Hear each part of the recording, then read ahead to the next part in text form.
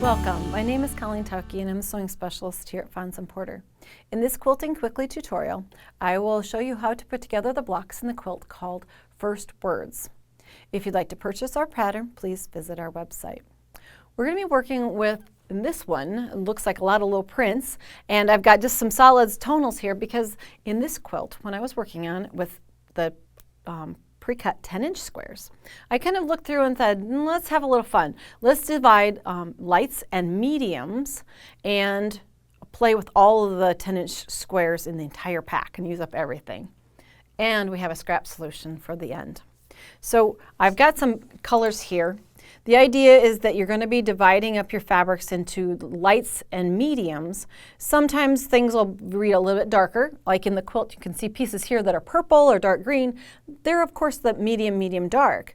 The fun part is here is a good practice of laying out and deciding what goes into the light pile, what goes into the medium pile, and it's kind of like dividing up laundry. You divide the laundry and go, is it really a light or is it really a medium? So it's good practice looking at values and deciding where the lights and mediums are. But in the end, it's pretty much all scrambled up. So 10-inch squares to start with. We are going to be working, like I said, we divided into lights and mediums. So here I've got a light background, or a light square, and I've got the medium one. You're going to take some of them, though, in your directions. It's going to tell you to take a certain number of 10-inch squares and cut them into 5s. Because we want them all to coordinate, we're using them on all the same pack, so we just take a 10-inch square and divide it into 5-inch squares. Now, you have some 5-inch squares and some 10s to work with, and what we're going to be doing, of those that are more of the medium value, we're going to take the light value and we're going to put a square on each corner with diagonal seams, and we're going to create a block that looks like this.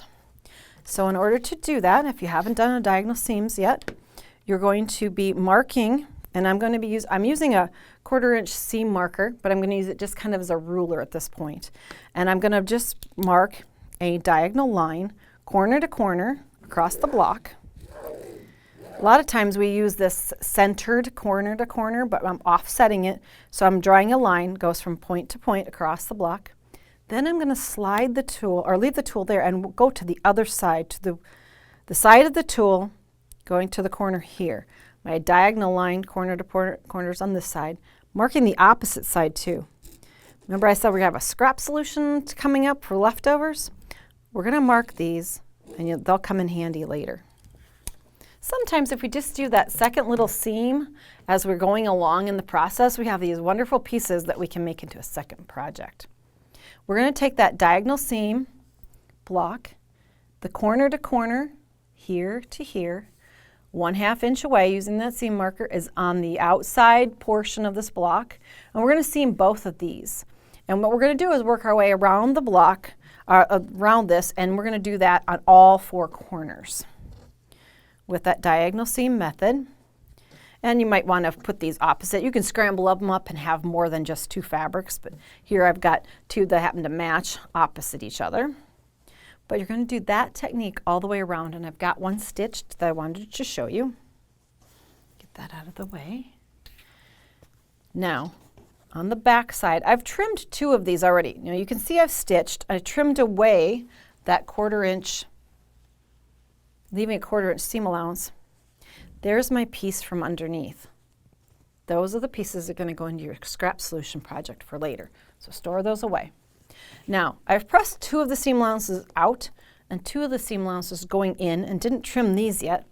The reason why we sometimes strategically press blocks like this is that later we can nest blocks together and sometimes eliminate the pinning step, which for some people is one step they don't like to do. Pins are sometimes necessary to get the effect of blocks lining up properly. But if we press 2 in and 2 out, look what might happen. You're going to do the same thing with a light center and dark or mediums on the outside edge, so that you have, by magic, a block that looks like this.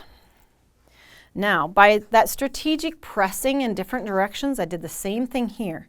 These are pressed toward the center. These are pressed toward the outside.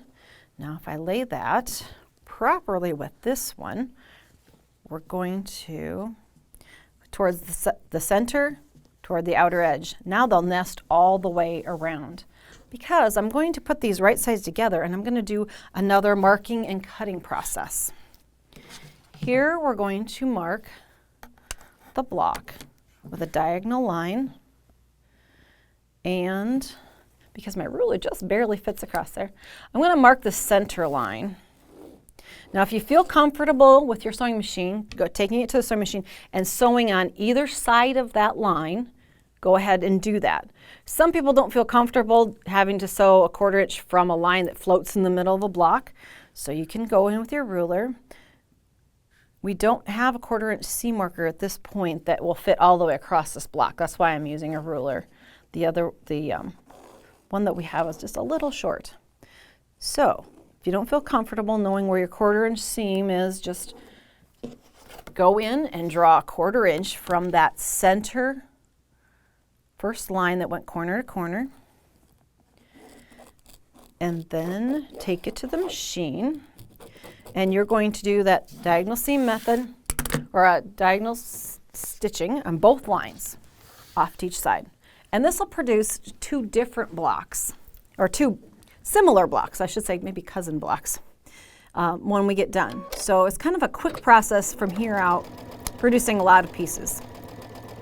You can feel the nested seams, one on top of each other, laying nice and flat. So that means their intersections will be really nice when we get done.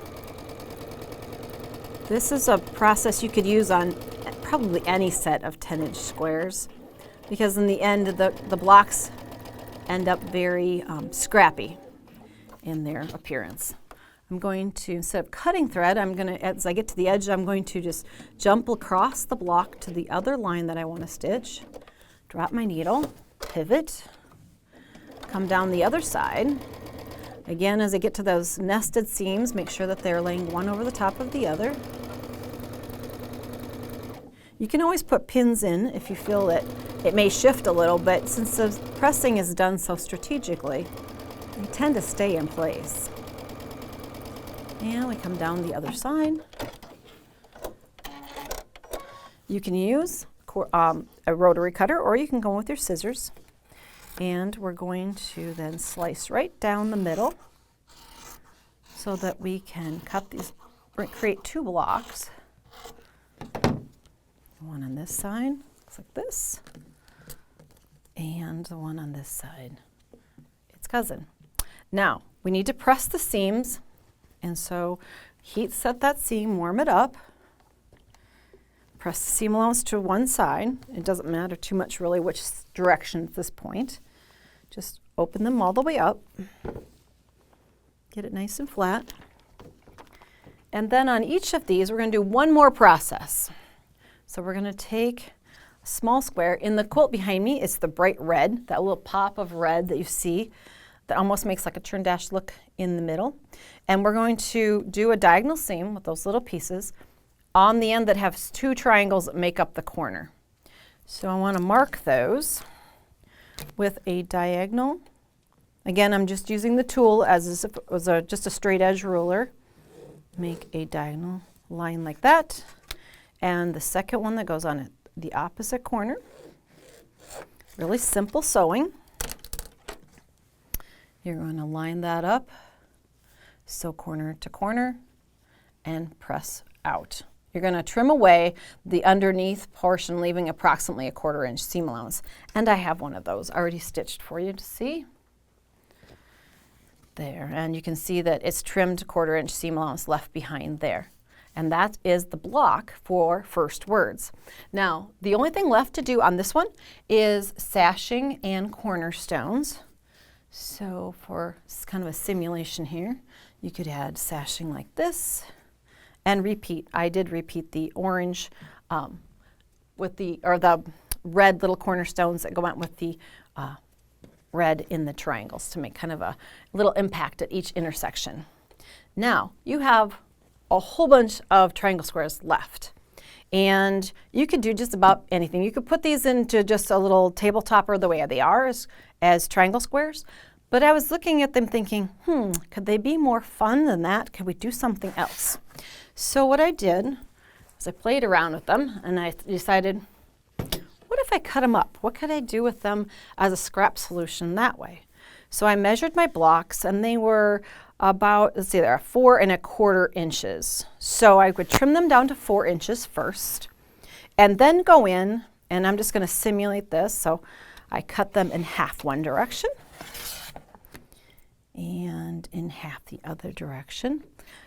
And if you don't mind doing the math of 4 1/4 to 2 1/8, we don't usually go past eighths because it gets a little messy in our math.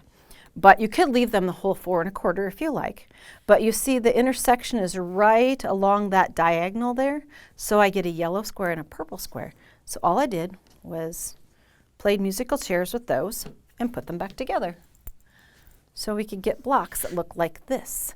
And your scrap solution, using just about everything in your 10-inch squares, was a little tabletop or a doll quilt, baby quilt. Something fun to do with your leftover scraps for second words. First words, second words. Quilting quickly, there's always fun things to do with pre-cuts. If you'd like to catch any of our other Quilting Quickly tutorials, please visit our website. Thanks for joining me.